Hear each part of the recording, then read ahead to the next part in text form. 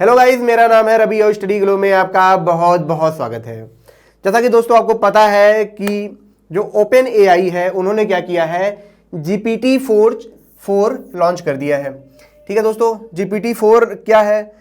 Chat GPT आपने सुना था, ठीक है। तो वो जो चैट जीपीटी था, वो चैट जीपीटी अगर उसको हम टेक्निकली टर्म में देखें, वो तो उसका नाम था, टाइटल था, ठीक है।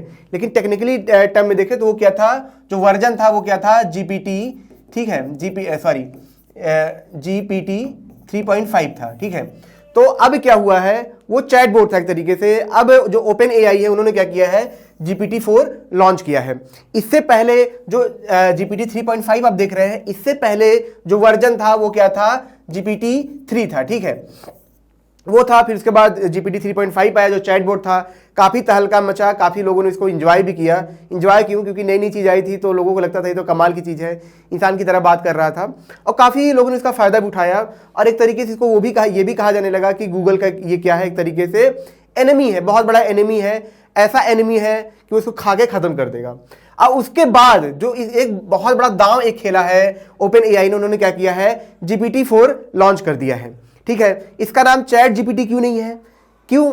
क्योंकि जो पहले का जो मॉडल था वो चैट जीपीटी था, तो इसका नाम GPT-4 क्यों है? क्योंकि उसमें क्या था कि सिर्फ आप चैट कर सकते थे, आप कोई सवाल पूछ सकते थे, या एक तरीके से चैटबॉट की तरह काम करता था। लेकिन जो GPT-4 है वो एक क्या है कि मल्टीपल मॉडल पे काम करता है। मल्टीपल मॉडल का मतलब क्या है? मल्टीपल मॉडल का मतलब है दोस्तों कि ये कई सारी चीजें कर सकता है। ऐसा नहीं है कि जब आप चैट करेंगे सवाल जवाब ही देगा, ये बहुत सारा काम कर सकता है।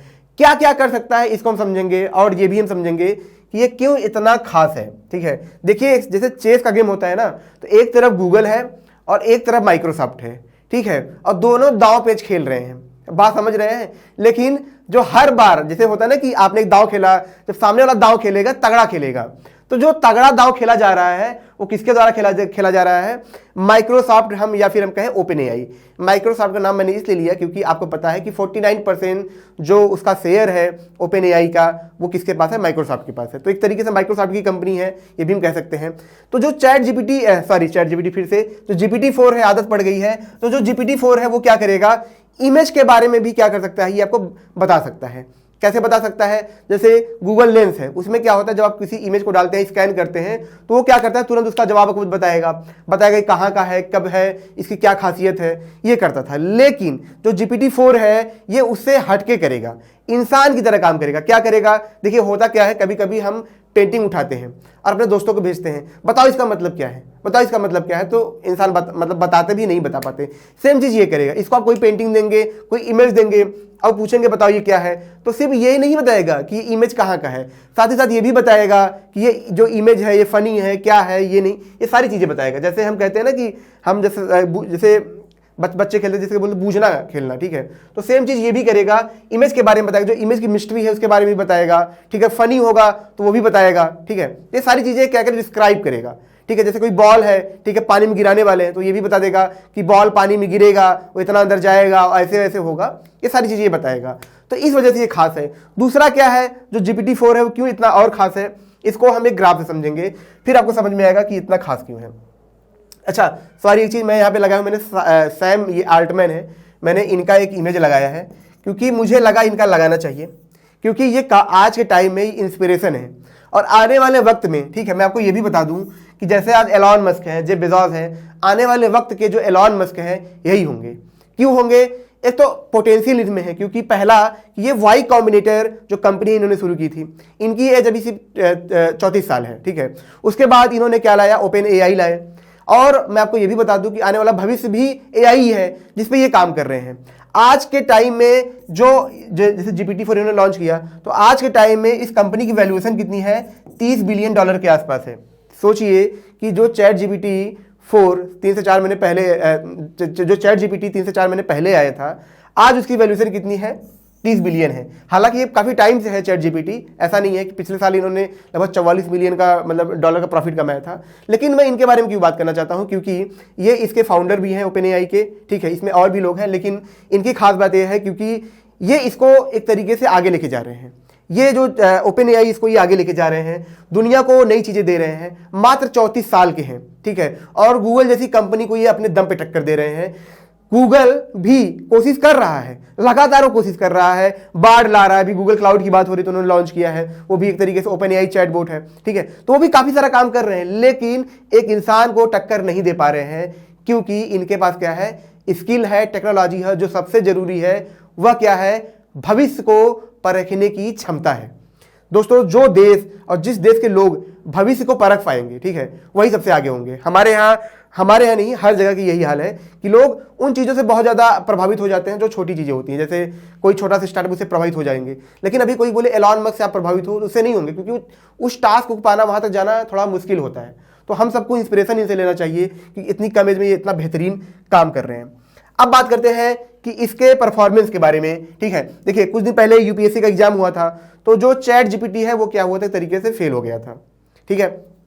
लेकिन जो GPT-4 है, ये उनसे बहुत ज़्यादा एडवांस है।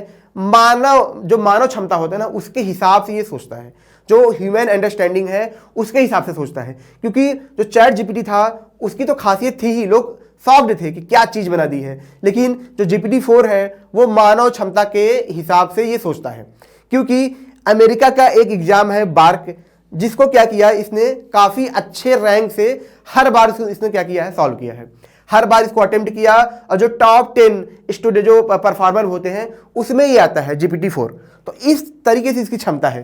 जैसे आप यहाँ पे देख रहे हैं, बहुत सारे ऐसे एग्जाम है, कैलकुलस BC में देखा 40% यहाँ पे, ठीक है। मतलब यहाँ पे इसकी जो परफॉर्मेंस लेवल है, ये ब्लू वाला है, ठीक है, ये कौन है, चैट जीपीटी है।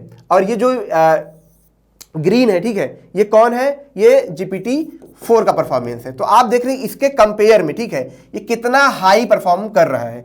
जहां पे 0 कर रहे थे वहां पे इतना हाई परफॉर्म कर रहा है, तो ये काफी ज्यादा उनसे दिख रहे हैं हाई परफॉर्म कर रहा है। लेकिन एक चीज आप नोटिस ये भी करेंगे कि जैसे जैसे ये ग्राफ आगे बढ़ रहा है, यहाँ पे जैसे आप देखेंगे, जैसे साइकोलॉजी हुआ, यहाँ पे आप देख रहे हैं, ठीक है, साइकोलॉजी में आप देख रहे हैं कि यहाँ भी ये परफॉर्म नहीं कर पाया है। अब इसको मैं आपको क्यों दिखा रहा हूँ इस चीज को, कि ये और चीज़ों में तो जो चैट GPT-3 मतलब जो चैट जीपीटी था 3.5 था, उससे बहुत अच्छा परफॉर्म कर रहा है। लेकिन जहाँ पे बात आती है क्रिएटिविटी की या साइकोलॉजी की, ऐसी बात आती है, वहाँ पे इतना अच्छा परफॉर्म नहीं कर पाता है। क्योंकि मैं आपको बता दूँ कि क्रिएटिविटी एक ऐसी चीज़ है जो मशीन कभी भी हासिल नहीं कर सकती है। बात समझ रहे हैं, ये कभी भी हासिल नहीं कर सकती है।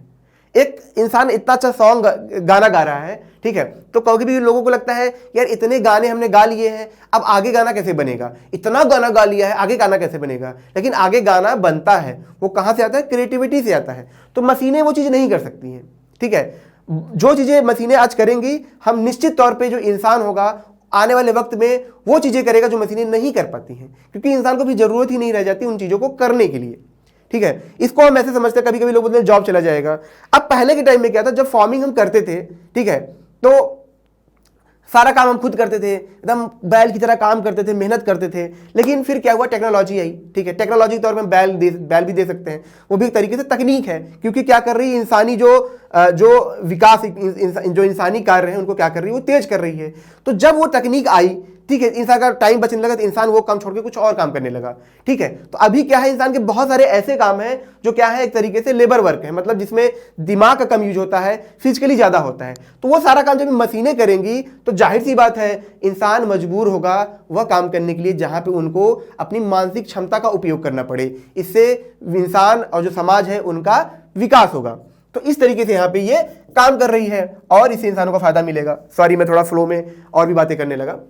यहाँ पे बात करेंगे फिर लैंग्वेज के बारे में, ठीक है। क्योंकि अभी तक क्या था कि जो चैट जीपीटी था उसमें दिक्कत ये थी कि जैसे आप ट्रांसलेशन की बात करते थे या अपने लैंग्वेज में काम करने के लिए काम करते थे, वो नहीं कर पाता था, वो फिस मार जाता था, ठीक है। वही है भी तो वो भी मशीन। लेकिन जो GPT-4 है, आप यहाँ पे देखेंगे कि ये हर भाषा में बहुत बेहतर रिजल्ट दे रहा है। इतना अच्छा रिजल्ट दे रहा है जितना अच्छा रिजल्ट वो इंग्लिश में देता है। जैसा कि आप यहाँ पे देखेंगे जो पुराने रिकॉर्ड्स हैं कि जो चैट जीपीटी जो GPT 3.5 था वो इंग्लिश में कितना दे रहा था, यहाँ पे आप देखेंगे कि लगभग 70% दे रहा था, ठीक है। वहीं जो चैट GPT-4 है वो इंग्लिश में जिसकी परफॉर्मेंस है, ठीक है, जो एक्यूरेसी है वो कितना है, लगभग 86% है। चलिए तो इंग्लिश की बात होगी, क्योंकि इंग्लिश में तो पहले से ही काम हो रहा है तो बहुत डिफरेंस तो नहीं आएगा। लेकिन बाकी लैंग्वेज में आप देखेंगे तो बहुत अच्छा परफॉर्म कर रहा है, ठीक है। जैसे यहाँ पे इटालियन लैंग्वेज में आप देखेंगे 84% दे रहा है, ठीक है। यहाँ पे उर्दू में देखेंगे तो यहाँ पे भी 72.6%। तो मतलब आप देख रहे हैं ना कि मल्टी लैंग्वेज में भी जाके बहुत अच्छा परफॉर्म कर रहा है, मतलब अल्टीमेट परफॉर्म कर रहा है। लेकिन बात यह है कि क्या आप इसका यूज कर पाएंगे? तो नहीं, क्योंकि इसका जो यूज करने के लिए आपको लेना पड़ेगा OpenAI का प्लस जो सब्सक्रिप्शन होता है वो लेना पड़ेगा, जिसके लिए आपको हर महीने $20 देने पड़ेंगे। तो देख रहे हैं ना, क्योंकि प्रोडक्ट इनके पास ऐसा है कि लोग पे करते भी हैं। अब बात यही है कि आप किसी भी कॉर्पोरेट सेक्टर में बहुत सारा काम करेंगे, तो जो चीज आपको 10x या 100x आपको आपका काम करके दे, ठीक है, तो लोग इसका यूज करेंगे ही करेंगे और इसी से ये पैसा कमाती है, ठीक है। और दूसरी इसमें जो सबसे बड़ी खास बात यह है कि पहले का जो चैट जीपीटी था वो क्या करता था कि लगभग 20,000 वर्ड को, ठीक है, जाके संशोधित करता था, एनालाइज करता था और उसके द्वारा रिजल्ट देता था। लेकिन ये जो 4th वर्जन है, इसकी खास बात क्या है कि ये लगभग 60,000 से लेके 70,000 के बीच में वर्ड को एनालाइज करता है, मतलब 3 गुना ज्यादा वर्ड्स को लेता है, उनको एनालाइज करता है, फिर ये रिजल्ट देता है। तो जाहिर सी बात है कि इसकी एक्यूरेसी उनसे कई गुना ज्यादा होगी। दूसरी बात कि जब पहले आपने चैट जीपीटी जिन्होंने यूज किया होगा, आप देखेंगे कि मान लीजिए आपने क्या किया कि कोई इंग्लिश का कोई पोएम उठाया, आपने बोला कि इसको ट्रांसलेट करके मुझे हिंदी में दो, तो दिक्कत ये होती थी कि कुछ पैराग्राफ को ही करते करते ज़्यादा थक जाता था। ऐसा लग रहा है कर कर करके तो थक गया है, आगे बढ़ ही नहीं पा रहा है। लेकिन जो GPT-4 होगा वो 20,000 वर्ड को हैंडल कर पाएगा, ठीक है। तो इस लेवल पे भैया काम हो रहा है। मतलब मैंने क्या कहा था आपसे कि एक तरफ गूगल है और एक तरफ क्या है, OpenAI है। दोनों अपने अलग अलग दांव पेच खेल रहे हैं और हर बार जो दांव जिसका भारी पड़ रहा है वो किसका है, OpenAI का है। सेम कहानी रिपीट हो रही है जब गूगल याहू में, ठीक है, जब गूगल याहू था और गूगल आया, गूगल ने खुद को लगातार इंप्रूव करते करते खत्म कर दिया। सेम चीज आज यहां पे हो रही है। जिस तरीके से इंप्रूव कर रहे हैं और ऐसा ही करते रहे तो मैं निश्चित तौर पे कह रहा हूं गूगल खत्म हो जाएगा, मार्केट से गायब हो जाएगा, ठीक है। तो दोस्तों छोटा सा लेक्चर था जिसमें हमने जाना कि GPT-4 किस तरीके से बहुत ज्यादा क्रांति ला रहा है, ठीक है। और आने वाले वक्त में जैसे जैसे AI बढ़ेगा, मैं निश्चित तौर पे कह सकता हूं कि लोगों की जिंदगी बदलेगी। जॉब नहीं जाएंगे दोस्तों, जॉब जाएंगे तो नए जॉब क्रिएट भी होंगे। मिलते हैं नेक्स्ट लेक्चर में। Thank you so much.